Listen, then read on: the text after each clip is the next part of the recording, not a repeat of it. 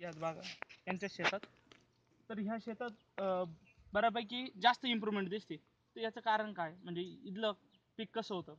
नाही, जे म्हणजे थोडं बरंच होतं, पण त्याच्यात आणखीन चांगलं झालेलं आहे बुवा हे.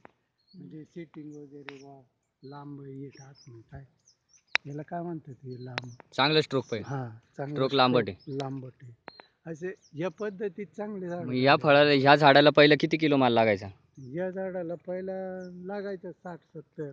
आता वाटतंय कम काय तेवढाच होईल का थोडा काही फरक होईल? नाही जास्त होईल किंवा तेवढं जर राहिलं तर हे फळ फुगल. फळ फुगल. हा म्हणजे ॲव्हरेज जास्त राहील, 500 ग्रामच्या आसपासचे फळं जास्त राहतील. जास्त राहत असं. आणि झाड हे शेंडा तुमचं झाड भरपूर वर गेलो. हम्म. किती आहे? जवळजवळ तरी 8-9 फूट. हा, 9 फुटाला पुढे. 9 फुटाला पुढे. मग वरती पण फुलं आलेत. मग ठेवणार आहे तुम्ही वरची फुलं? हा ठेवणार ते काय खाली करणार. आणि हे फुलं म्हणजे शेंडे काढण्याच्या मापात होते ना आपण, हा, पण ते काढल्यामुळं ते त्याला लागलेले आहेत फुल.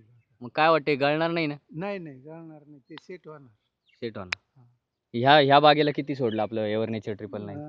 हे बागेला बी 2 बॉटल म्हणजे कमीत कमी त्याच्यातलं करा ना 30 म्हणजे 1.5 बॉटल आली याला. 1.5 लिटर 1.5 गेला लिटर याला. आलं म्हणजे. 1.5 लिटर गेला. हा.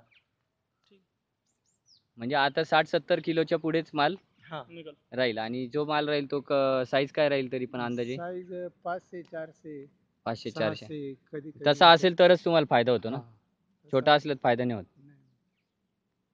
बरं काका, तुम्ही माहिती दिली ना, ती आमची बाकीच्या शेतकऱ्यांना कामं येईल आपल्या. धन्यवाद.